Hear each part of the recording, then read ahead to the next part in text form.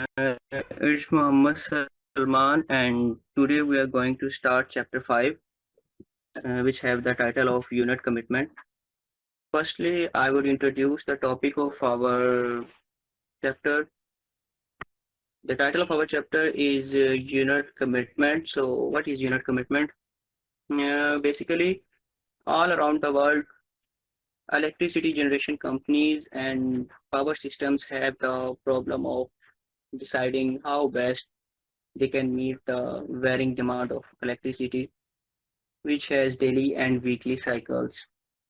So unit commitment is an optimization problem which is used to determine the operation schedule of generating units of electricity at different time periods with varying load under different conditions like generational, environmental, and other technical constraints. In simple words, we can say that unit commitment is the process of deciding which generating unit at each power station needed to start up and when it is needed to shut down. So the unit commitment problems involves determining which generating unit should be online at each time period and how much power from each of these online units should be produced. So by optimizing such decisions, power companies can produce power at lower cost, and as well as they can schedule the generation to minimize the fuel cost and to maximize the total profit. Low demand cycles. Human activities follow cycles. As we all know that human life also faces cycles like ups and downs in every human. Any kind of system which is providing some service can also experience similar during the weather conditions, and some traffic also link also. But here we are talking about electrical systems also variation in load demands. Electric power globally and seasonal cycles high during because of traditional low on the weekend for summer and winter because of variation in temperature. So all these or complete assembly of equipment which is area and commit means to turn on and have the prime mover of synchronous speed means the source of the generation should be at synchronous speed and desynchronous for the supply of electricity to the main network grid made by shutting down or by decommitting some generating units when they are not needed. The engineering load demand while minimizing starting and operating cost with function. So let's see this this by an example. Basically, there are units given with 150 megawatt to 600 megawatt, and unit 2 with 100 megawatt to 100 megawatt to 200 megawatt. The equation for the cost estimation of for all the units F1, F2. The question is what combination of the best for. So here are 8 possible scenarios. Let's one by one. In unit one, we said all the 3 units are in optimum generation 0. Things feasible. unit and is megawatt. If we talk about fourth scenario in which unit maximum generation will be 600 megawatt, and by adding the minimum generation of both generating units, minimum generation will be 150 megawatt, but we only need 550 megawatt maximum generation from unit from unit power 550. So by and 3 in the fuel cost estimation equations, F2 of P2 and F3 cost for 3,658. Up the rating units results 5,418. If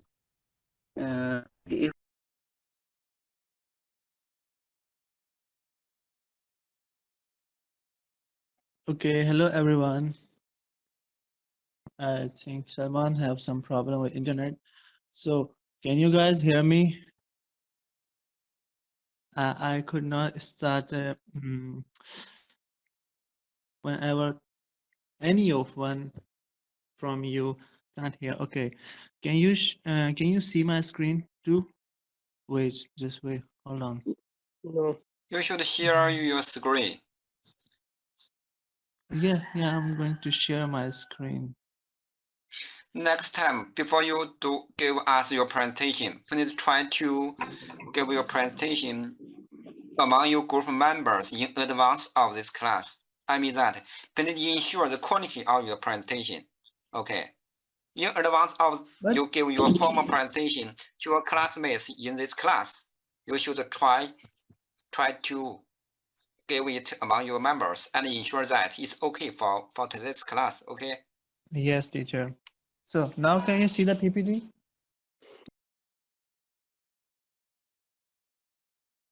Yes. Yes. Is okay now? Yes. Oh, thank God. Teacher, you know that this is not our team problem. This is an internet problem. Okay. So before go anywhere, I would like to be explain unit commitment more. So what is the unit commitment? Okay. The optimal selection of combination of units to be committed to meet a particular demand. What is mean by this? For example, we have a 3 units in a power plant, unit 1, unit 2, and unit 3. And then unit 1 is producing 500 megawatt, unit 2 10 megawatt, and unit 3 is 15 megawatt. So what is the demand of the regional load? For example, the regional load is saying that they are going to require 25 megawatt. So which units is need to be turned on? This is our this is called the unit commitment. Okay, I mean to say, when the load is increased, which unit generator should be start, and when the load is decreased, which unit should be turned off. This is the unit commitments. Okay, so now I'm explaining PPT number 5. Okay, example, and then have nodes. The least expensive way to supply the generation is not with all 3 units running, or with any combination involving 2 units. Okay, you know, this is very important. As I said before, which units is need to start. This is the I mean, this should be knowledge of an operating engineer. Okay, and the second point is the optimal commitment is to only run unit 1, the cost economic unit.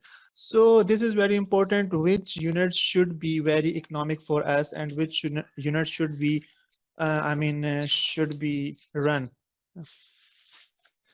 So if I open my whiteboard, no, white. Okay, for example, here we have a 3 units, 1, 2, and then 3. Okay, and this is producing 5 megawatt. Okay, and then for example, this is 10 megawatt, and for example, this is this generator or this unit is going to produce 50 megawatt. Okay, and here we have a regional load. Okay, this is going to require 25 megawatt. So which units need to be open? We cannot only turn on this because this is only 5. So we need to turn on these two, 1 and 2. Okay, these two bus bars we can give to them, and they can complete their required. Okay, this is called the unit commitments. So now I would like to go to the PPT. Now I'm on a third point. By only running the most economic units, the load can be supplied by the unit operating closer to its efficiency. This means that we should know which is belongs to their requirement. Like here 2 and 3 units are required to them, so we need to turn on the 2 units. My all the speaking or my all the presentation will go around on these 2 topics. The one is what is the demand of the electricity, what will be the peak hours, and what will be the electricity cost. Okay, so now on a fourth point, if another unit is committed, both unit 1 and the other unit will be loaded further from their best efficiency point, resulting in the higher net cost. Okay, this means that we cannot open the first unit. We need to turn on that second and the third again. So now I will talk about the what is the peak hours, and yes, here I'm on a 6th slide. Okay, and there I'm going to talk about daily load patterns. Okay, you know that if I comparison here that 3 a.m. Okay, this graph is about is divided between 2 things. The horizontal is the time of the day and the vertical is total loading. Okay, if you can see that on a 3 a.m. This graph is going down. So this means that on 3 a.m. the load is very lower because industries are closed on 3 a.m. Everything, I mean the energy consuming things are closed on this time. But if you see the 3 p.m. the graph is going onward. This means that on 3 p.m. The load is higher here. Okay, so now consider the load demand with a simple peak valley pattern. Okay, in order to optimize the operation of the system, unit must be shut down as load goes down. Okay, as I said before, when the load goes down, we need to close the units. Okay, then the unit must be recommitted as the load goes up. Okay, when the load is going to high, we need to be generate, or we need to be connect 1 or 2 or 3, I mean more than 1 units. Okay, now simply approach to the solution is a simply priority list schedule. So I would like to be explain this more with the help of that table. Okay, so now I am on a 7th slide. Here you can see that there is a table. On a first column, there's a load, then unit 1, unit 2, unit 3. So you can notice that on 1200 megawatts, no, 1200 load requirement, and the unit 1, 2, 3 all are on. Okay, and on 1000 both 2 are on, like unit 1 and unit 2 are on. but unit 3 is off. Okay, and then if we goes down on 950, unit 1 and unit 2 are on, but unit 3 is off. This is our requirement. Like when the load is 550, only unit 1 will be on, other will be off. When the load is 600, my unit 1 will be on, and again both two are off. And when the load is going to increase, like when the load is on 1000, all two units are on, unit 1 and unit 2 are on, but unit 3 is off. And when the load is 1200, all three units is need to be on.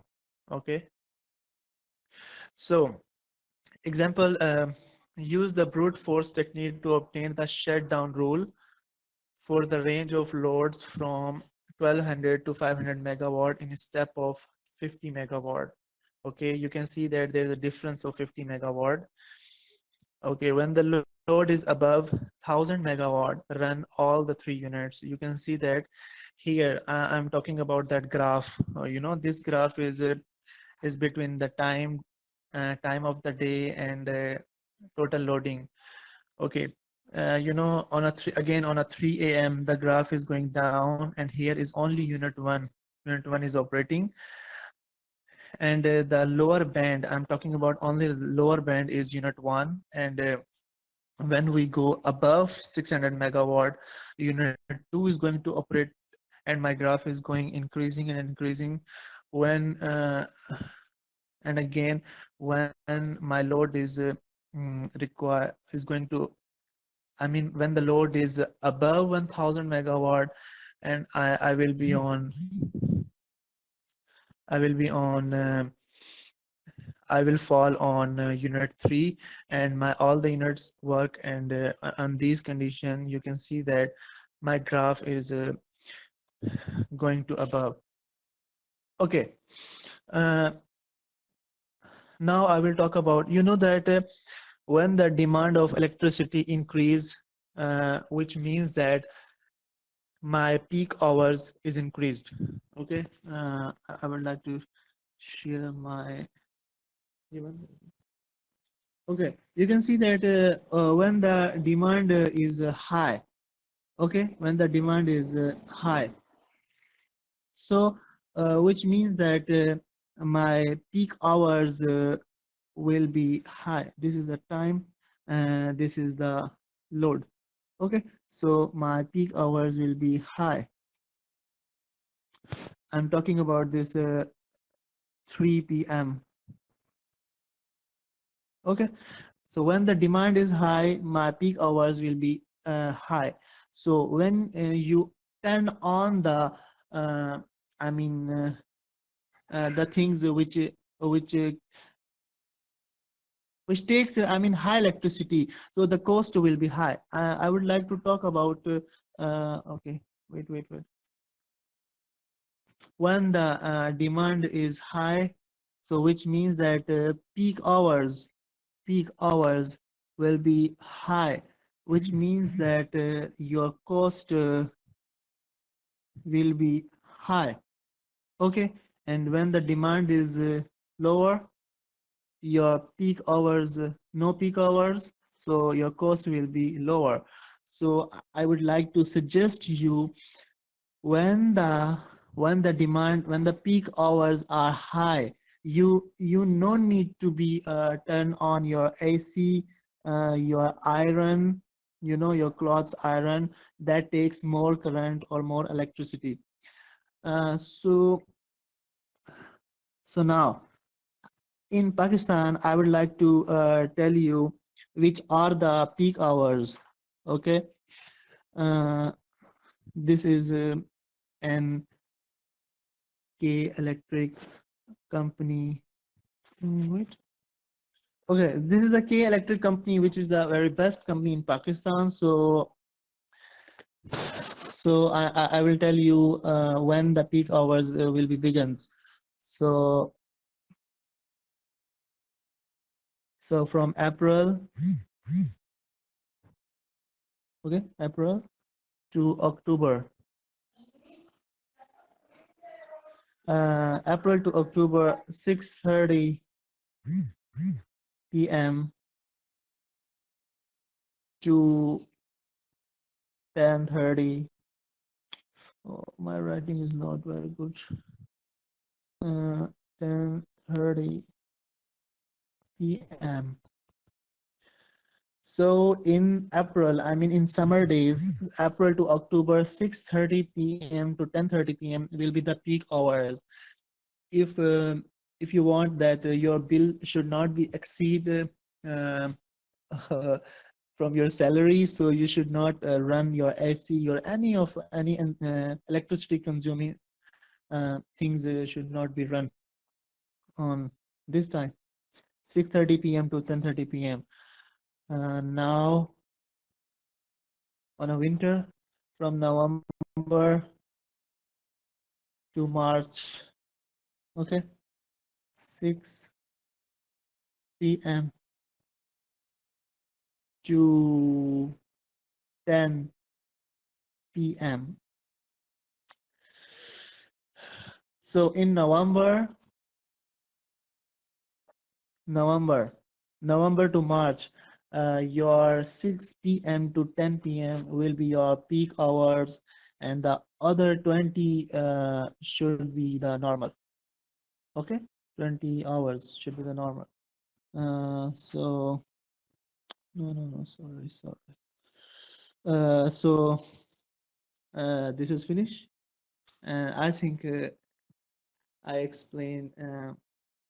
I think I explained good. No problem. So I would like to forward this presentation to next member. This is finished.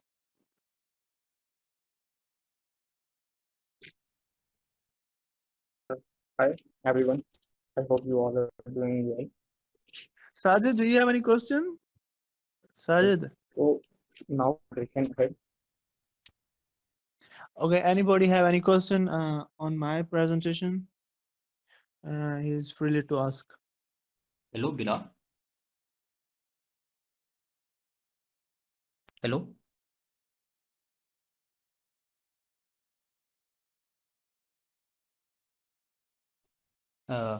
Am I audible? The demand is high and the supply is low, so that will cause distortion in our frequency system, and that will make the frequency unstable. So there are two things. One is maximum generating capacity. That constraint state that the power generated from the unit must not exceed specific value because of thermal stability also. Because if we increase the supply and that is not demanded, so that will cause distortion in our stability, frequency stability. So we have to produce enough units that are committed to supply the load economically. Next thing is spinning reserve constraints.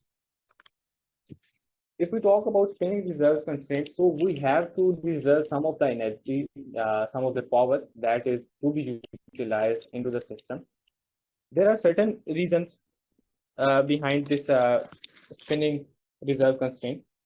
First of all, I would like to tell a little bit more about spinning reserve. Basically, spinning reserve is the online reserve capacity that is synchronized to the grid system.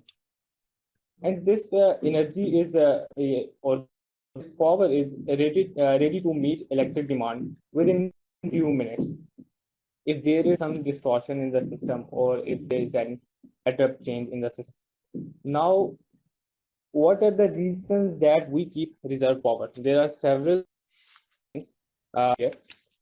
So here I will write some of the reasons that why we reserve this much energy or power. First of all, I will write down here some reasons to keep reserve power. The first factor is there could be sudden unexpected increase in the load. Unexpected increase in the load. let's say in our system, there is sudden implementation of some industrial power system that will drain much amount of power. So at first spot, we have to face this problem. We must have that much amount of energy which can control the situation, because suddenly if there is so much increase in load and the supply become lower, then this frequency of the system will be lowered, and that will distort whole of the power system and all the appliances which are connected to the system. Now the second major point is the underestimating of load due to error in local forecasting. Let's say engineers forecast the supply and demand ratio, and there is some error caused in that. So one of the major reason is underestimating load value. Yeah, maybe load demand. So load, there could be underestimation of load demand, that we have calculated some value of demand, and according to that we have supplied, but there was error in that estimation. So this could be the reason that we have to manage some reserve power. Another thing is there may be local shortage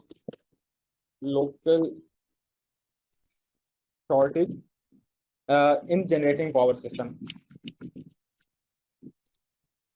Local shortage in power system. Now let's say if there's a demand of 100 megawatt power in a certain area, roughly speaking 100 megawatt. So we would not only produce a plant or install a plant which will produce 100 megawatt. We will divide that particular 100 megawatts into 3 different units. Let's say one is 50 megawatt, other is 30 megawatt, and another is 20 megawatt.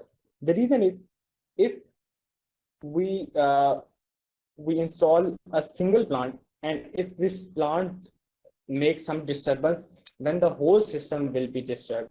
And if we divide that system into particular different plants, so if there is shortage between one plant, the system can rely on remaining plants. And in such cases, we need reserve constraint, that if there is a shortage or there is a problem, or there is maybe a force outage of some generating unit, so the reserve constraint or the reserve power could get into the action, and the supply and demand ratio meets the given requirement. Now, there are certain few more reasons to keep reserve power, like there may be force outage of some generating unit, or force outage of supplementary equipment due to stability problem. Now, I have used the word force outage. In electrical engineering, when we talk about force outage, it is basically, force outage is a shutdown condition of a power station.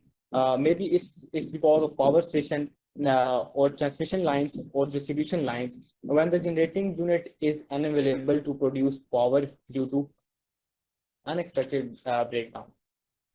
So these were the few of the reasons. That's why we keep reserve power. Now there are certain conditions, or you can say that certain rules that must be taken into account before taking the reserve power. One of the main point of this, or one of the main rule, is that reserve must be higher than the largest unit. In previous example, that was very raw example I was talking about, that if there's a demand of 100 megawatt, I will split that 100 megawatt into 50 megawatt, 20 megawatt, and 30 megawatt. So my reserve should be greater than 50 megawatt, because 50 megawatt is my largest unit, power unit. So if there exists some problem in 50 megawatt, then there should be that much reserve that could take the part of that 50 megawatts. So there is one of the basic condition for the reserve. Another condition is that it should be spread around the network. For example, our reserve should be in such a way that it should be connected with 50 megawatts, it should be connected with 30 megawatts, and it should be connected with 20 megawatts. The thing is, it should connected with all of the available units so that if there exists some problem in any of the unit, the reserve go in that direction and take its spot. Another condition for reserve is the unit, or you can say that the unit must operate at 80 to 85 of its rated value. Like if your system is capable of producing 50 megawatts, then you should take an estimate of 40 to 45 megawatts from that unit. You cannot work on 100% rating of the system because it will cause thermal instability, which will be discussed by my next fellow after some time. Now I will go for some more about the demand and this spinning reserve. Here's an example. I'm at slide number 9. Yes, slide number 9. Here is a power system that is consisting of two isolated regions. One is northern region and other is southern region. So there is a tie line join the region. There are lines which can be shown here in this region. You can see that these are the lines. These are the two lines showing in our system that are, these are tie lines, and they can transfer power up to 550 megawatt in either direction. That in any region, if there is a demand of energy, the power, sorry, it will flow from southern to northern or northern to southern. But in both ways, the maximum flow is 550 megawatts in either direction. For this, to meet the demand of this power, there are two regions. One is northern and other is southern, and there are total of 5 units are committed to supply 3090 megawatt. That is approximately 3090 megawatts. This is the required load. Now, how I will manage my system to give that much energy to this system or to the both regions? Northern region have 3 units. If you can see that in the table, 1, 2, 3. First unit is capable of producing 1000 megawatt, and the remaining 2 produce 800 megawatts. And what we are getting, as I have previously stated, that we will get about 85 to 90% of the rated value, will not go for 100. So if its capacity is 1000 megawatt, so I will be getting 900 megawatt. That is about 90% of the total that I am getting from this unit. So 900 megawatt are taken from first unit, 420 megawatts are taken from second unit, and 420 megawatts are taken from third unit of northern region. Regional generation, so the total generation of these 3 plants will be 1740. So the remaining which now if you look at the first unit, it is capable of producing 1000 megawatt, but I'm getting 900 megawatt from it as an output. So there is 100 megawatt are left as reserve, or you can say that spinning reserve. Similarly, 380 megawatt is reserved from the second unit, and similarly 380 megawatts are reserved from third unit. So the total reserve from this system is the sum of these 3. So regional load is 1900 megawatt. So here comes the point. The regional load is 1900 and I am producing 1740 from these 3 units. So there is a lag of 160 megawatt is less producing in this region So I will have to get this 160 from maybe from this reserve, or maybe from southern reserve, or from the southern region that will be that will come through tie lines. So now similarly we'll have a look at southern region. Southern region has two units, that is fourth and fifth unit. The capacity of fourth unit is 1200 megawatt, and what I'm getting from it is 1040 megawatt. And from fifth unit, it's capable of producing, but I am getting 310. But here the regional load is 1190. So at the southern region, I am producing little bit more than demand, and in northern region there is a little bit less than the required demand of the system. Now I have seen all of the scenario.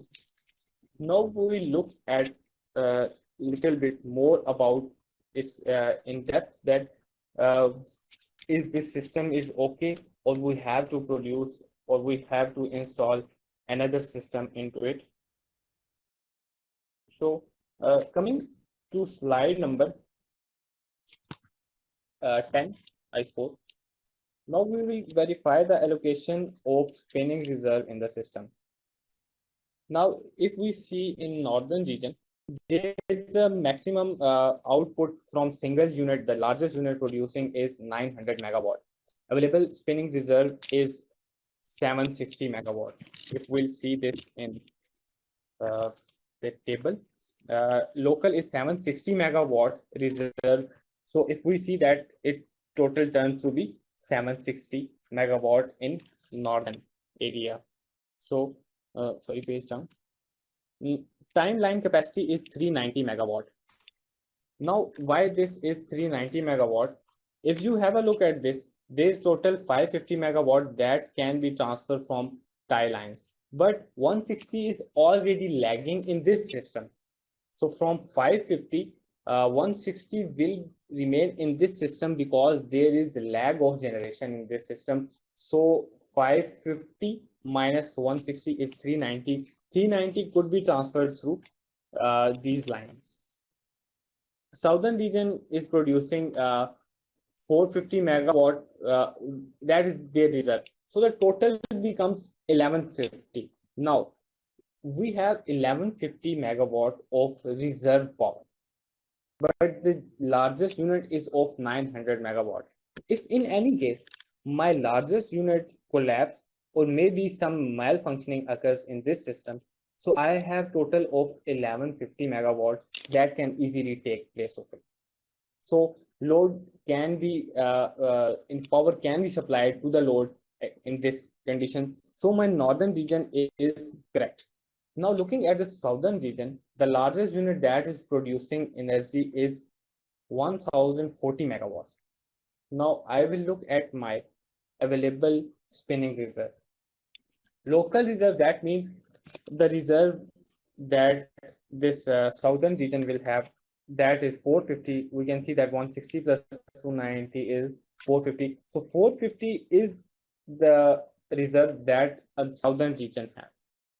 Tie line capacity is again 550 megawatt, because southern region, we can see in the table that southern region is producing enough that can meet the demand of the regional load. So the whole 550 megawatt could be transferred to the system, to the northern region, or maybe is available for the southern region. So northern region is capable of producing is capable of having reserve of 700 megawatt.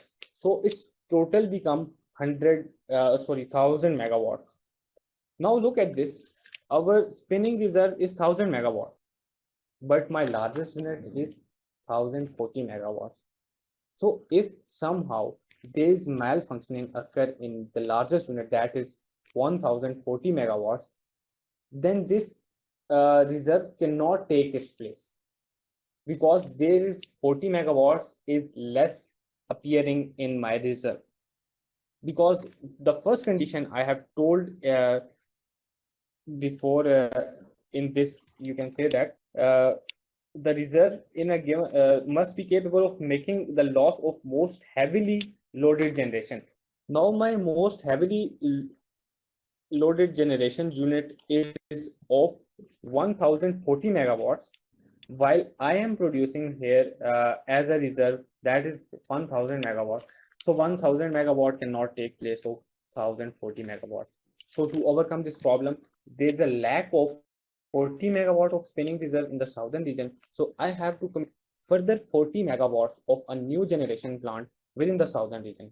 So now my system become totally working and will be flawless if I commit a 40 megawatt new unit to the southern region. Now my northern region and southern region both are feasibly correct, because if there is malfunctioning occur in any of the system, so reserve analysis could take into the action. So now further unit constraints will be discussed by my other mate Talha. I would like to call Talha to carry the presentation ahead. Thank you. If anyone have any problem regarding this example or these constraints or spinning reserve rules, so feel free to ask any question. So that's all by my side. Now I would like to call Talha to come into action. Bila. Let me cancel the screen sharing first. Hi everyone, I am Syed Talha Safir. Now I move toward one of the important constraints of unit commitment, that is thermal unit. So first of all, what is thermal unit? I will tell you. Thermal unit usually require a crew to operate them, especially when turned on and turned off. Thermal unit can undergo only gradual temperature changes, and this translates into a time period of some hour required to bring unit online. As a result of such restriction in operation of thermal plant, three major constraints arises. Which one of them? Minimum uptime, minimum downtime, and crew constraint. So starting with the minimum uptime. Minimum uptime is such constraint in which unit is running and it should not be turned off. And now unit minimum downtime, it is a constraint in which unit is decommitted and there is a minimum time before it can be recommitted. And the crew constraint is such constraint in which if a plant consists of 2 or more units, they cannot both be turned on at the same time, since there are not enough crew members to turn both units while starting up.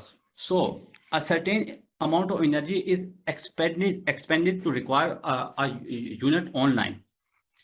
So we start moving toward cost. So the important cost is startup cost. So what is startup cost?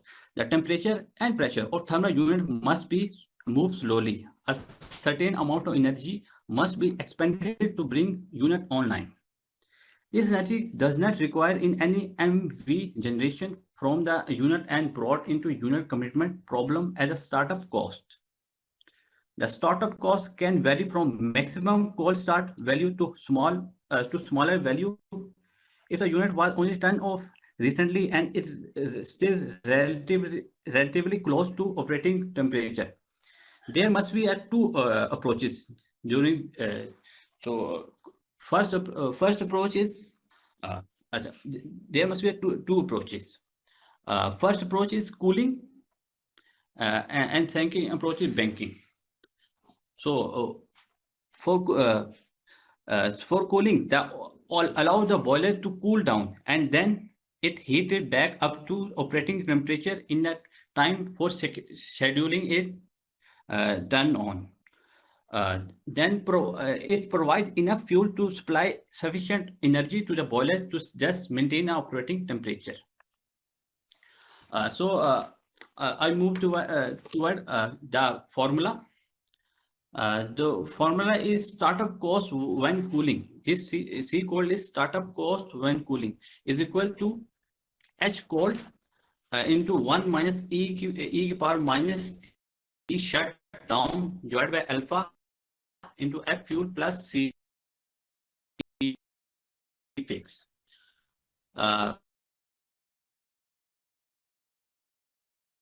I really can't hear you what you are saying. I'm saying that is there any possibility that the solutions are proposed by our member in next class? Because yeah, because our class is full, so I'm not sure whether it's okay. You always still have time to repeat the presentation. So Okay. we are also Understand, not but sure whether the next time the internet is okay.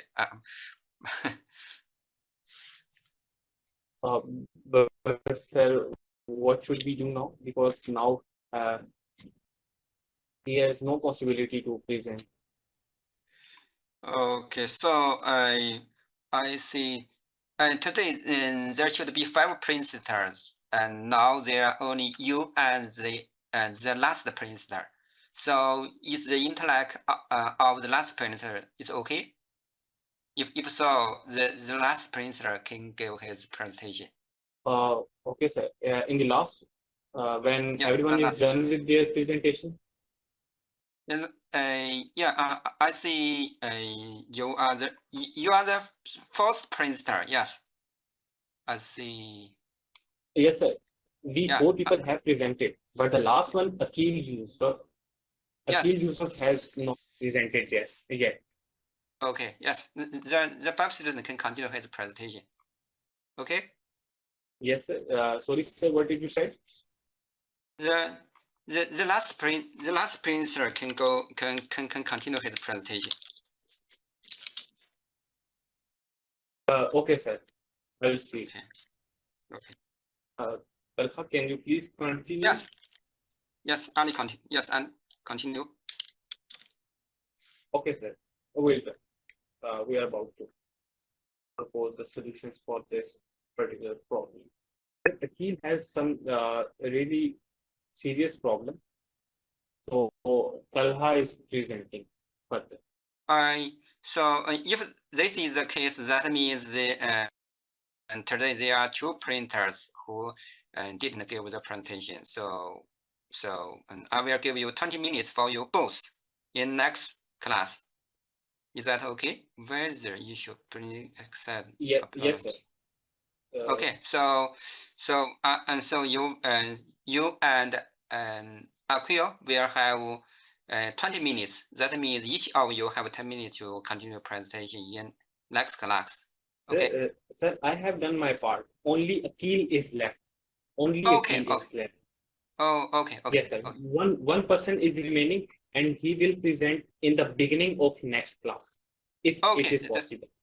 Okay, that's okay. So for Lexi, is group, yeah, it's group for the unit commitment methods. So this group please give the last printers only 10 minutes. Okay.